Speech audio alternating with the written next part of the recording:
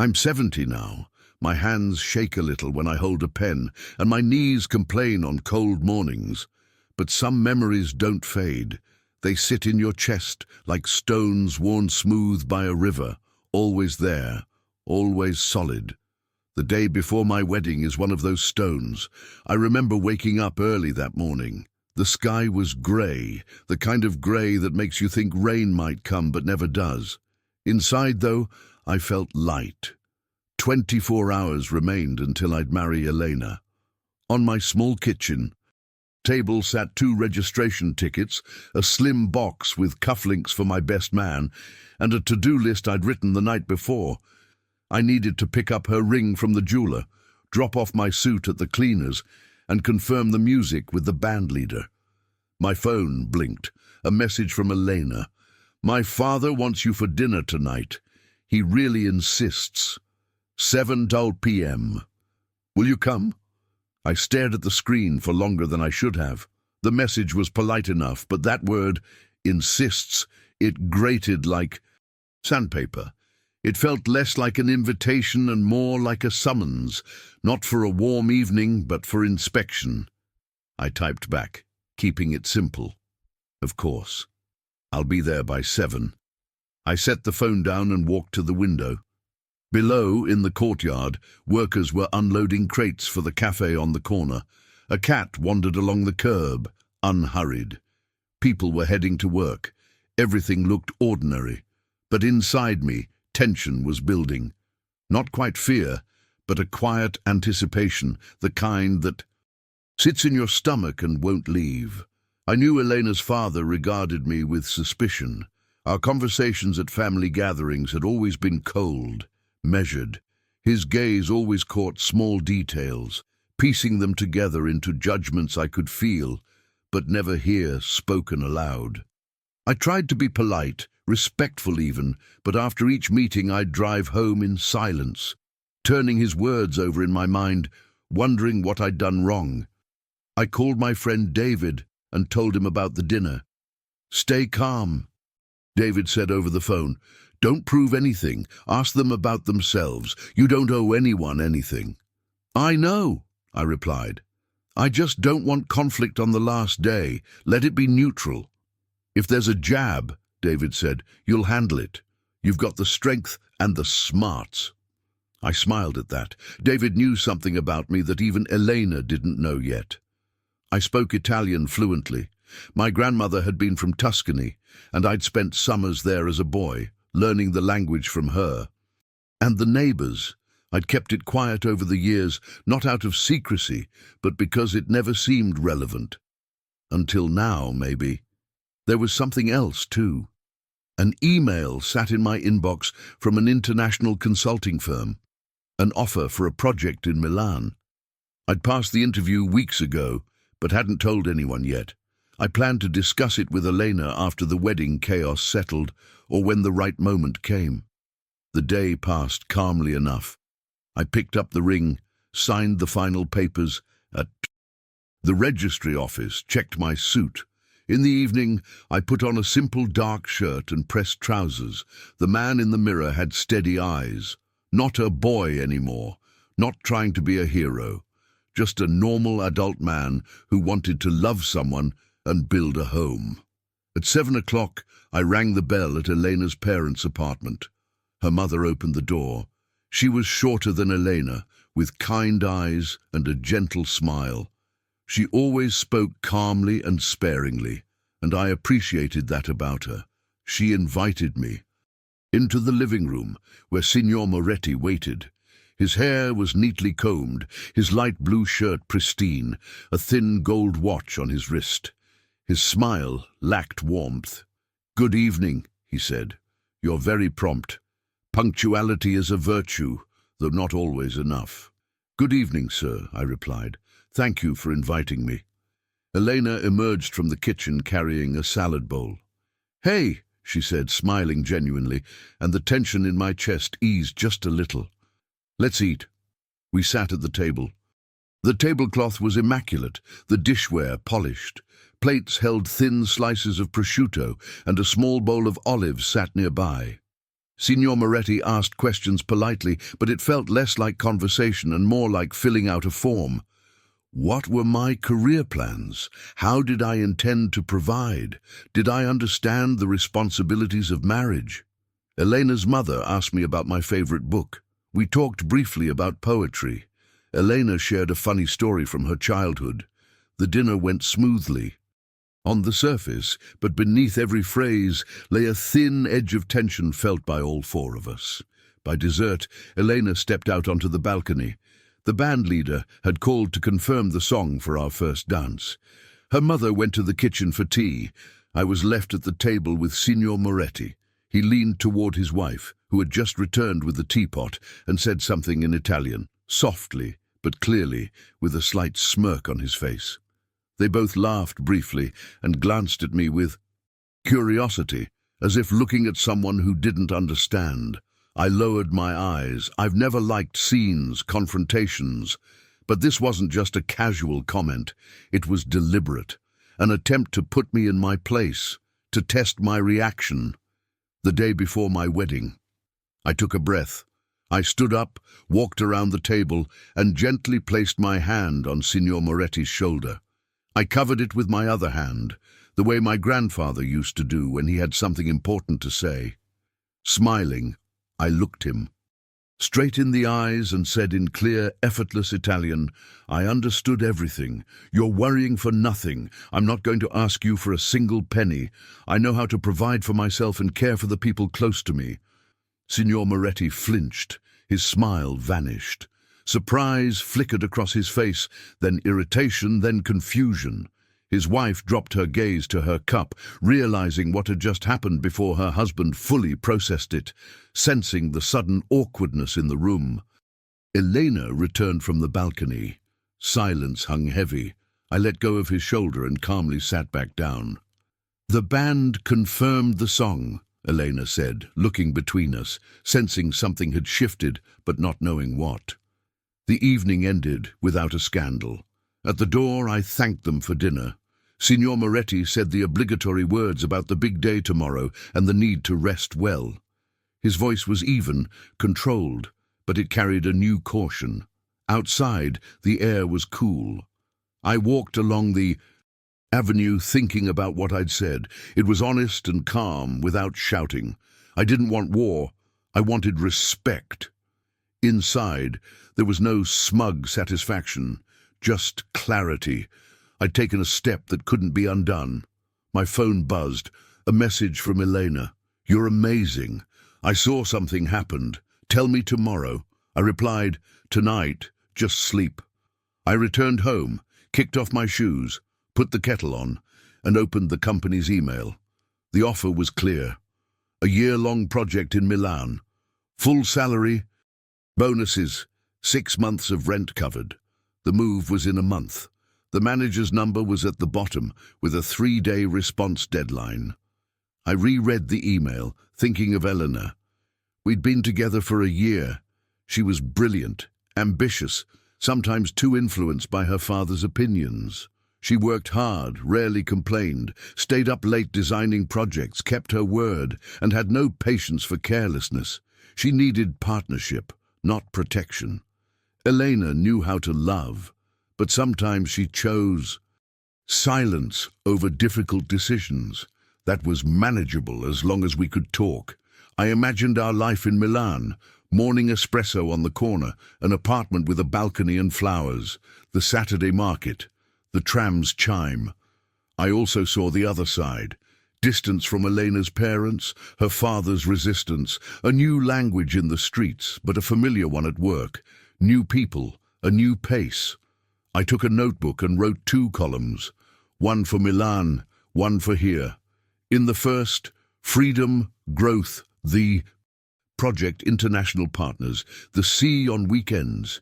In the second, an apartment by the park, friends, habits, warm evenings with my parents, familiar streets, known faces. Between them I wrote a question. Who am I with her there? Who am I with her here? I closed the notebook, turned off the light and lay down. Sleep didn't come easily, but my thoughts flowed in steady waves. I decided to tell Eleanor about the offer in the morning. not as a threat or condition, but as a possibility. She was an adult. She'd choose. I wouldn't drag her or justify my dreams. In the morning, I woke to dampness outside. I did my exercises, made coffee, and called Elena. "I need to talk before the registration," I said. "Okay," she replied. "I'll be there in an hour."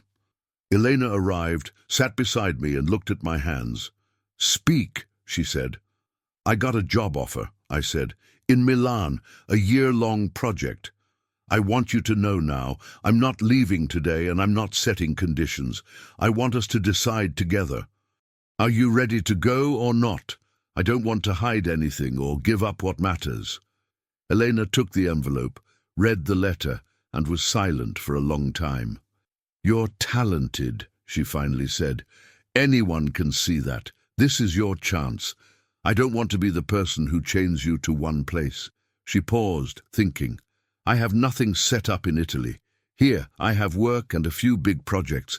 I can do some remotely, but not all. It'll be hard for my father." She turned to me.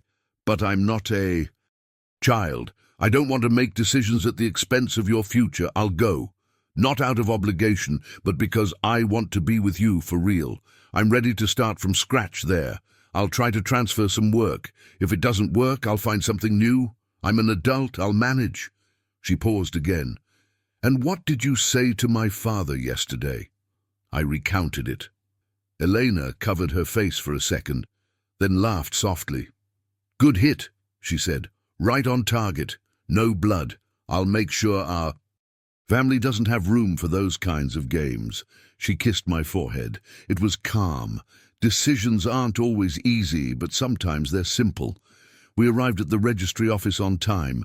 Her bridesmaids adjusted her dress. My friends joked about my tie.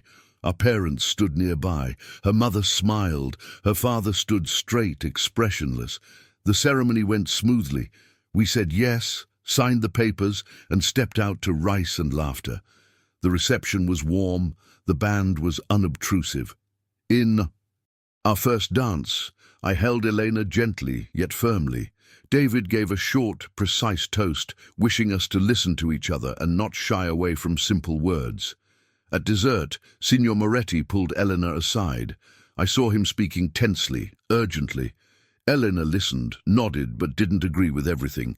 They returned to the table. I felt his gaze on me and knew the conversation was about Milan. After the celebration, Elena drove her parents home, while my friends and I sorted gifts and took the flowers to our apartment. She returned tired and a bit shaken. "Father's against it," she said. "He says I should think about my career here, about family, that I can't abandon everything for your job." I told him I'm not abandoning anything. I'm taking it with me. It's our path for a year. But he thinks it's reckless. He asked me to reconsider, said no one's waiting for you in Italy, that it's a risk. "It's a risk," I said calmly, "but not a game. I know how to work. I know how to learn. I'm not going to prove anything to anyone. I'm going to take a step in my career and for us to try being a family where no one knows us. Not because we're running, but because I chose this, because you chose this. If you've changed your mind, say so. Don't be afraid to hurt me. Be honest." "I haven't changed my mind," Elena said. "I'm scared. It's hard for my father. But I've made my choice. I don't want to live in a house where every decision needs his stamp of approval. I love him, but I'm separate." We held each other. The faint smell of fresh linen, the soft rustle of curtains, the quiet city outside. Our first night as husband and wife passed without grand words. We weren't in the mood for theatrics. We lay quietly side by side, doing what people do when words have said enough. In the morning I wrote to the manager, accepting the offer, specifying dates, and asking about housing. Elena emailed her partners about a transition period, requesting 2 months to hand over tasks.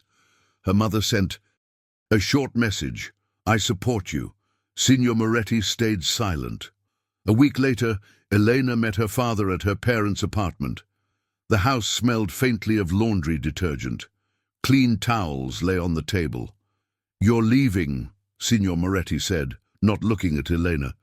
"You're taking my daughter away." "I'm not taking anyone," I said. I'd come with her this time. "I'm going with her. She's an adult. It's her choice." "You always speak so confidently," Signor Moretti said, "but when it all falls apart, you'll come back to our house asking for help." "If it falls apart, we'll get back up ourselves," I said calmly. "I know how to live on little money. I know how to work with my hands and my head. I'm not leaving to return empty-handed. But even if things go wrong, I won't ask you for money, not because I'm proud, but because I don't want to hear again that I'm not good enough for your daughter." Signor Moretti pushed his chair back sharply. "Are you insulting me?" he said. "No," I replied. "I just don't want to keep justifying myself. You don't have to love me, but you can't control me through doubt." We fell silent. Elena's mother entered, put the kettle on, and stayed out of it. Her silence held understanding. Sometimes silence is better than words. The apartment emptied as things were packed. Books went into boxes, clothes into vacuum bags, documents into clear folders. Elena handed over her tasks, meeting after meeting.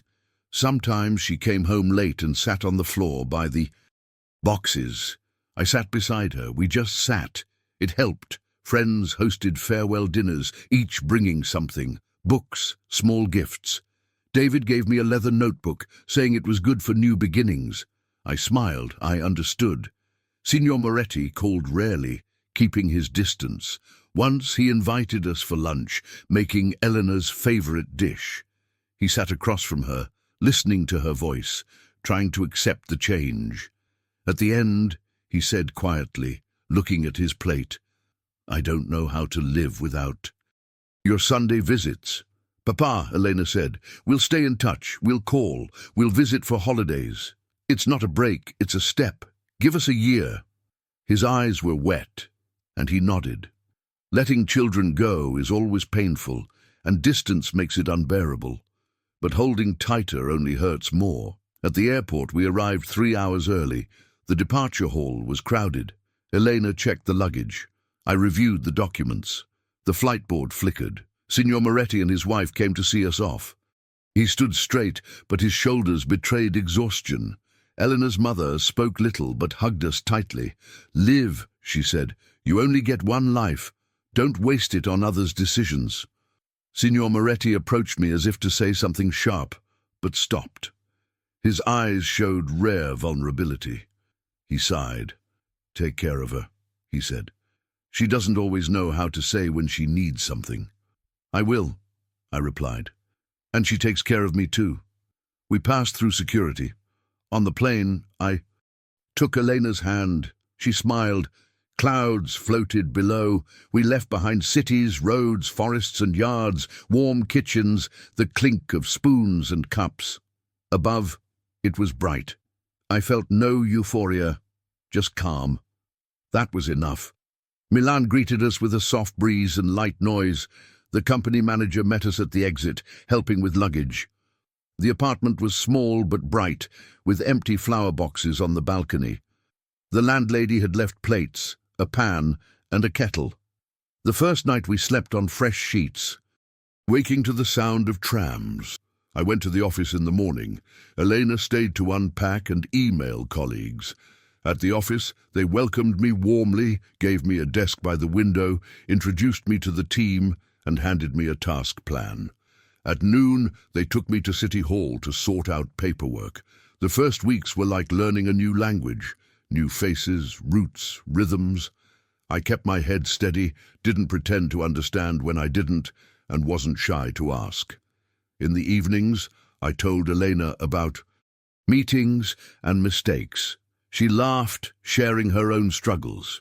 She'd managed to shift some projects to remote work and was finding her footing. On weekends, we walked along the waterfront, ate simple pasta, learned to pick cheese at the market, debated coffee, and chatted with neighbours. The neighbour downstairs gave Elena basil. The old man on the corner always nodded as we passed. One evening, Elena got a message from her father. "How are you?" She replied briefly, "Working, trying." A week later, a photo came. Elena's mother at the stove with a pot captioned, "Learning to cook your minestrone." Elena smiled and sent a heart. Sometimes small gestures are enough. I found local clients, consulting on financial planning. I enjoyed starting from scratch, teaching people how to build budgets, face taxes, set simple business rules. Small offices warmed to me. I brought home short stories. We listened to each other like news, and it felt good. In December, a paper letter arrived from Signor Moretti.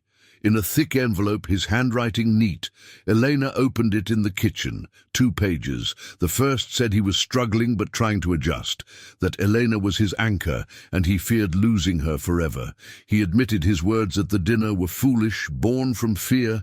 The second page asked if we'd come for Christmas, even for a few days. Elena read it aloud. I sat, hands on the table, and thought, "Let's go," I said. "If you're okay with it, I want your father to see we're fine. That we're alive, with a life, work, plans. Not running from him, just living." We booked tickets for a week. Home smelled of oranges. Elena's mother brought out a box of decorations. Signor Moretti listened to our stories, asked questions, and sometimes smiled. The awkwardness didn't vanish, but it softened. At one point, Elena and I were alone with her father in the living room. He poured wine, his hand shaking slightly. I took the bottle and helped him. We both smiled. "I didn't mean to insult you." "That night," Signor Moretti said quietly, "I wanted to protect my daughter from potential pain. I often confuse protection with control." "I'm not perfect either," I said.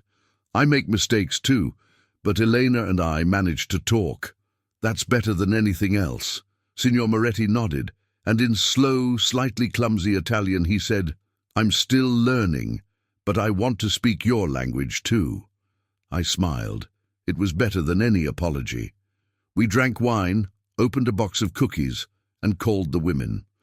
The evening was simple and warm. The year flew by. Signor Moretti wrote more often, asking not about plans, but about food, weather, books. Once he sent a photo of a new pasta recipe he'd found online. I sent a video of my sauce simmering. We laughed like students in a cooking class. Elena's mother called regularly, saying simple, needed things, asking if we remembered to rest, sending photos of blooming flowers in their garden. In spring, I got an intense project. For 2 months, I worked at my limit, worrying I wasn't giving Elena enough time. She stayed late on calls, fearing I felt sidelined, but we talked openly. One evening a week was ours. No work, no guests, just us. Dinner, a movie, a walk. It wasn't a rule, more a habit. And the habit saved us.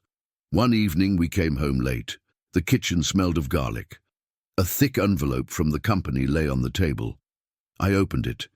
An offer to lead a regional division in 6 months. A 3-year contract, higher salary, a team of 8. And quarterly trips back home. Elena felt a wave of mixed emotions. Joy for me, slight fear for herself. I sensed her tension and approached. "I haven't accepted or declined," I said. "Let's talk. I don't want my promotion to hurt you. Work matters, but so does family. I won't move forward if you're left in the shadows, suffering." Elena sat thinking, looking at my hands, the bunch of herbs in a vase, the yellow lamplight. "I want you to accept," she said. "I'll find a way to grow beside you. It's easier when we decide honestly. I don't want to hold you back. I want to take even half your step." I smiled. The next day we went to the office together. I signed the papers. Elena bought pastries.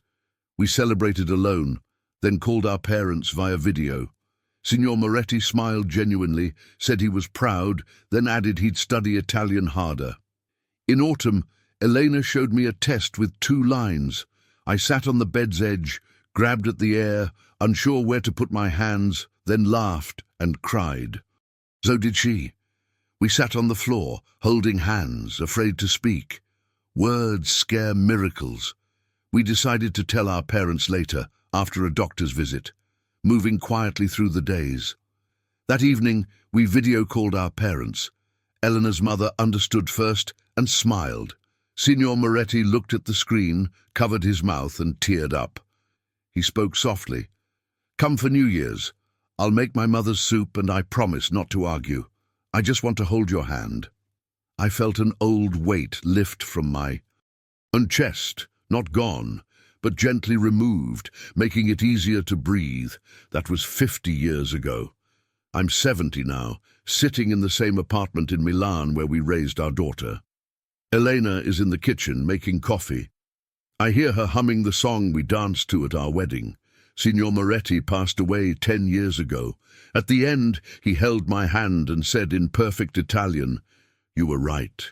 You knew how to take care of her." I think about that dinner often. The moment I placed my hand on his shoulder, the look in his eyes when he realized I'd understood everything.